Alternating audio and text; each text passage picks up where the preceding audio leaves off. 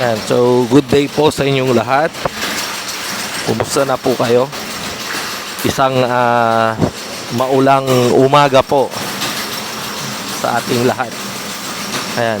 So, ano ba tong panahon natin? Diretso na po na panay ang ulan. Kaya nakakaaburido. Ayan.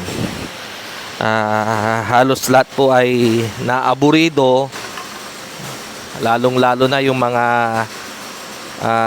nagtratrabaho na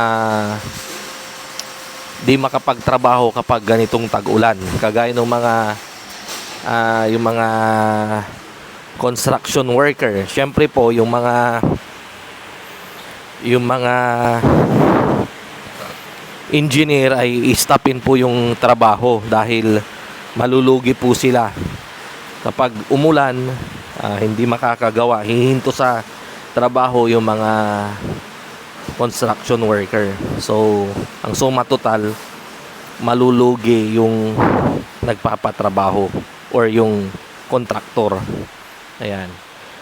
And then kapag mababasa naman sa ulan, mataas yung percentage na magkasakit yung mga trabahador. Ayan. At speaking of ulan at sakit, syempre po, yan yung ating tatalakayin ngayong umaga. Ano nga ba yung mga possible na makuhang sakit ng mga alaga natin kapag ganitong tag-ulan? Ayan. So, number 1 po dyan ay yung sipon. Ayan. So, kapag ganito pong maulan, very prone po sa sipon yung mga alaga natin. Kaya painumin po natin sila ng antibiotics para sakaling mag-uumpisa pa lang silang sipunin ay mapre-prevent na natin, or nag-uumpisa pa lang or kapag meron na ganyan. So mag-antibiotics po tayo. Number 1 pong maire-recommenda ko dyan ay yung enrofloxacin. Ayan. And then meron din pong isang mabisa na antibiotics na mabibili din sa poultry supply, lalo na po sa mga kasamahan natin na backyard yung kanilang capacity. Yun pong Aquadox. Ayan, ginagamit po yung Aquadox na yan sa mga panabong na manok. Ayan, so kung di po ako nagkakamali, pula ata yung sobre niya, yung sachet. And then pinapainom din po yan 5 grams per gallon. Pwede rin tingin rin po kayo dyan yung Romox Steel. Puro mga nakasobre po yan sa poultry supply, mga 35, 40 or 40 pesos, depende po sa yung parang 7 grams ata yun. So tingin na lang po kayo. And then pwede rin yung Betracin Gold, ganyan. So yan po yung mga magandang ipainom ngayong panahon ng tag-ulan. Ayan. And then after yung mag-antibiotics, 3 to 5 days, depende po kung prevention lang, kahit 3 days lang po. Ayan. Para magamot yung mga sipon. Ayan. And then kapag ganitong madilim at kailangang magsindi tayo ng ilaw para yung mga manok natin ay makakain ng maayos. Kasi nga po kapag wala yung araw, may mga kadalasan sa mga poultry houses natin madilim din. So kailangan nating magpa-ilaw. Ayan. Magpa-ilaw tayo ng mga manok. Ayan. So ano pa ba ang natin? Update ko rin po kayo dun sa mga nag-order ng pang November 4 na RTL natin. Papakita ko po sa inyo yung video video ng mga manok natin pag ako po ay napunta na ng farm. Ayan. I-vlog ko po sila as per request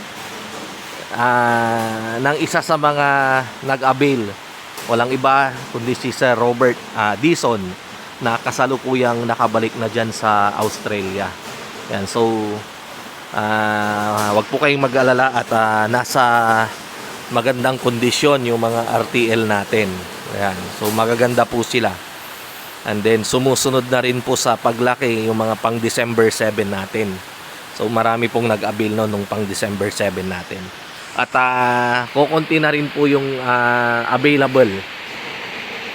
At ang susunod na pong available natin ay yung pang January. Hindi ko pa po nakita kung kailan yung eksakto na magsi 16 weeks sila, no? Pero kanina po na-advisean na po ako September 18 ang dating nung sisiw natin sa farm. So from there, magbibilang na po ako mamaya. And then popost ko po sa ating Mang Mags FB page. At i-vlog ko rin po ulit dito. Dating gawi, syempre magla-live po tayo pag parating na yung sisiw natin. Yan. Pero as of now, meron pa naman pong mga available doon sa pang December 7 natin. Kaya doon sa mga gustong mag-avail ay text nyo na lang po ako sa number ko, 0927-427-1056. Ayan. So basta ganun lang po. Ingat po tayo. Wag po kayong magpapabasa dahil sa panahon ngayon mahirap ang magkasakit. Mahal ang lahat ng bilihin, mahal ang gamot. Ayan. So kung wala naman kayong pupuntahan, ay wag na po kayong lumabas ng bahay. Ayan, i-enjoy nyo na lang muna yung lugar ninyo. Patimpla-timpla na lang muna ng kape at kape-kape lang muna dyan, ano?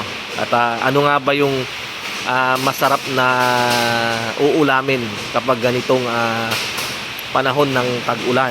Ayan. So paki-comment naman po dyan kung ano yung mga masarap na pananghalian, ano? Masarap na ulamin sa ating panananghalian kapag ganitong napakalamig ng panahon at maulan. Ayan. So yung nakikita nyo po sa background ay dito po yan sa ating shop. Kaya lang pinokus ko lang yung camera dyan po sa ating restaurant. Ayan, yan po yung nakikita nyo, yung bubong na yan na kulay red ay yan po yung ating tinatawag na function hall na octagon yung shape, ano. Nasa ibabaw po yan ng fish pan. Ayan. And then dito naman po sa bago ko wakasan yung video natin ay papakita ko rin yung ating yung ating shop.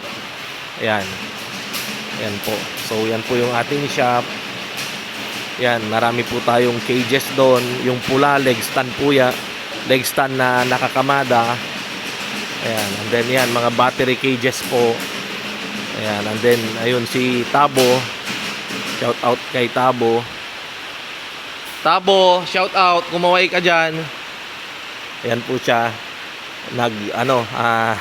Nagrarush po siya ng cages. Ayan.